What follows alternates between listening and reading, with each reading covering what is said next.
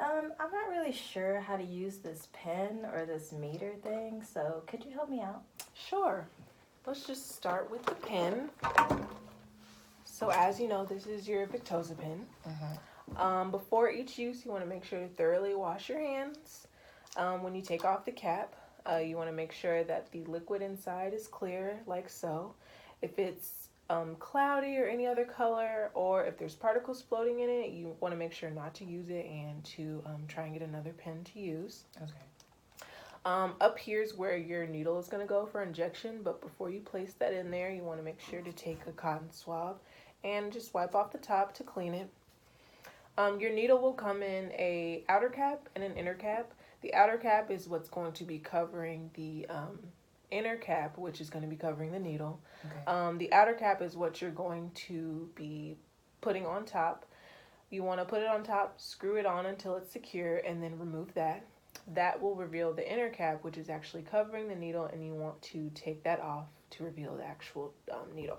Okay. So once you have your needle on there securely, you want to make sure to go to your dial, which is right here at the bottom. You want to make sure to turn it to the dose that is prescribed to you.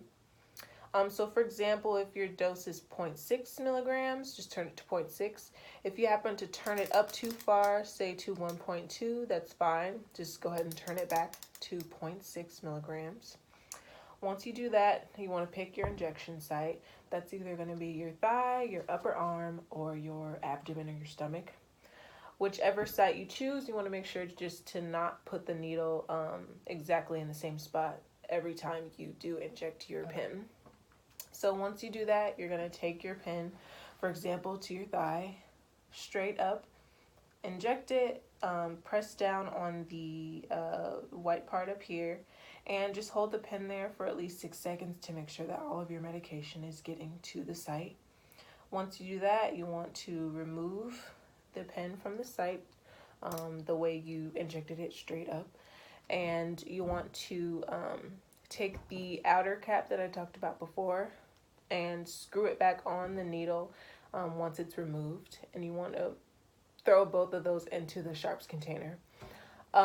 If your pen is empty, you want to toss this with the sharps container as well, but if not, if there's still medication in here, just go ahead and place your cap back on and store it for your next use. So that's for your pen. And then as for your glucose meter, as you know, this is just going to tell you what your blood glucose is at the time of testing. So here's the meter. This is actually going to show you what your blood glucose is, or your blood sugar. This is your microlet, and this is basically just the device that you're going to be sticking your finger with to draw the blood. And then your strips that are going to go in here that you're going to place your blood on, you just stick right in there.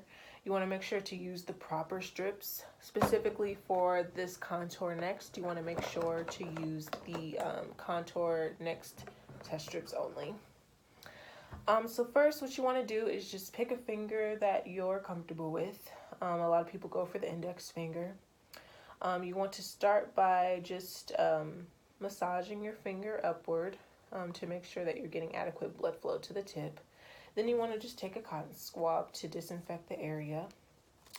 After you do that, you want to take your microlet, press down firmly on the area that you're about to prick, press down on the device, and then you'll see a small speck of blood.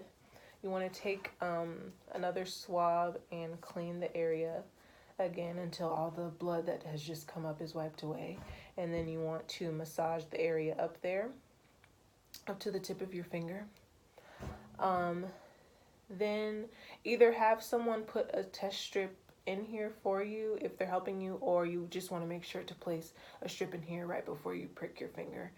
Then you're going to take the strip, place it face down onto the blood from your finger, and then it'll reach a point where it's reading your blood, and then within an adequate amount of time, it'll tell you what your blood glucose is at that point. All right, so are there any questions? No, I think that's all. All right, well, there you go, and let me know if you have any other questions. Okay, thank you. You're welcome. Hey.